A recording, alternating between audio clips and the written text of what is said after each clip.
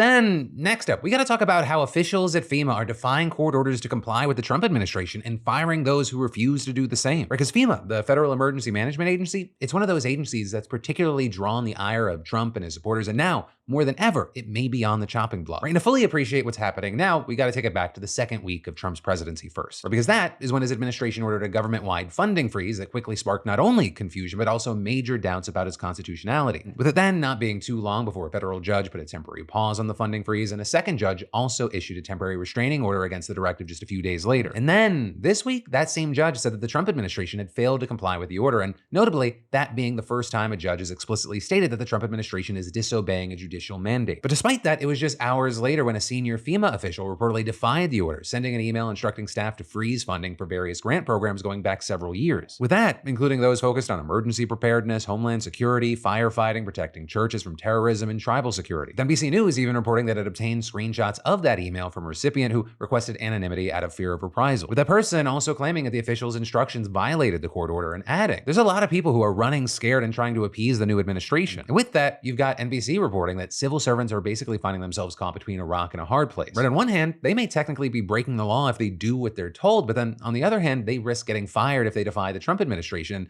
That's not a hypothetical. Or with FEMA specifically, 4 employees were just terminated for dispersing federal funds to house migrants in New York City hotels. And those firings, notably, were just the latest in a chain of events set off by none other than Elon Musk. Or with Musk on Monday posting on X that the Doge team had discovered that FEMA had sent $59 million last week to luxury hotels in New York City to house unauthorized immigrants, and claiming that, quote, sending this money violated the law and is in gross insubordination to the president's executive order, and adding, that money is meant for American disaster relief and instead is being spent on high-end hotels for illegals. So with that, like so many of the things that we've talked about over the last 3 weeks, at the very least, it's not that simple. Right? One, while it may have been in defiance of the Trump administration, as we discussed, the Trump administration may actually be the one in defiance of the law. And two, the money, it wasn't meant for disaster relief, and according to city officials, it certainly wasn't being spent on high-end hotels. Like for example, the average cost for a hotel room in New York City, average cost, has recently exceeded $400 per night. But the average cost of a night stay for migrant families sheltered by this program, it's around $156. And probably more important with that, as far as this program, Musk seemed to be referring to payments made by the Shelter and Services Program, with that program notably being created by Congress back in 2023 to issue grants to groups and localities providing shelter and other services to migrants released by DHS custody after crossing the border. Also, the money for this program, it's actually been allocated to Customs and Border Protection, but because CBP doesn't have its own system for administering grant programs, the payments issued by the program were administered by FEMA. But still, this money is separate from the billions of dollars the agency spends on disaster relief. But despite all that, just 2 hours after Musk's post, FEMA's acting director announced that the payments in question had been suspended and said that the personnel would be held accountable. With then, less than a day later, a spokesperson for DHS, which oversees FEMA, announcing that the 4 employees, including the agency's chief financial officer, had been terminated for, quote, circumventing leadership to unilaterally make egregious payments for luxury New York City hotels for migrants, and saying, under President Trump and Secretary Noem's leadership, DHS will not sit idly and allow deep state activists to undermine the will and safety of the American people. And with that, some former senior officials at FEMA reportedly expressed concern, saying that the employees had been fired simply for doing their jobs by distributing federal funds as directed by Congress. But in any case, right, all of this, it's just one part of the battle over FEMA. Because as we've talked about, FEMA appears to have been a major target of dis and misinformation from Trump, Elon Musk, and their supporters ever since Hurricane Helene. And in the first week of his presidency, Trump talked about shutting down FEMA and then signed an executive order establishing a body to investigate the agency, which he accused of political bias, denying aid to his supporters, and spending billions to welcome unauthorized migrants. And then, less than 2 weeks later, DOJ reportedly gained access to FEMA's internal systems and began reviewing the grant programs that it uses to help communities prepare for and respond to disasters. With officials saying that a small team without security clearance accessed the agency's network containing the private and sensitive information of tens of thousands of disaster victims. With then, this weekend, the new Homeland Security Secretary Kristi Noem also talking about getting rid of FEMA, quote, the way it exists today. Finally, just yesterday, you had Trump taking to social media to say, the Biden-run FEMA has been a disaster. FEMA should be terminated. It has been slow and totally ineffective. Though, of course, with that, you have experts saying that Trump does not have the authority to terminate FEMA, saying that would require congressional action. But all of this, as we've talked about over the past 3 weeks, as Trump has been testing his power. We're seeing what he can do, understanding that there will be legal challenges, with many likely to go to the Supreme Court. But also with that, right, there's a lot of concern right now about what that could mean for disaster preparedness across the country. And again, as we've talked about with several different topics, that does not mean that FEMA cannot be improved upon and there shouldn't be criticism. For example, a guy who briefly served as FEMA administrator during Trump's first term, he claims there's actually a widespread agreement that the agency needs reform, but also also said that its preparedness and disaster response functions are in high demand and well executed, with him also telling Axios, we need a national effort to reform FEMA. I don't think anyone is arguing with the president on that, even people at FEMA. But the disassembly, the abolishment of FEMA is not in the national interest.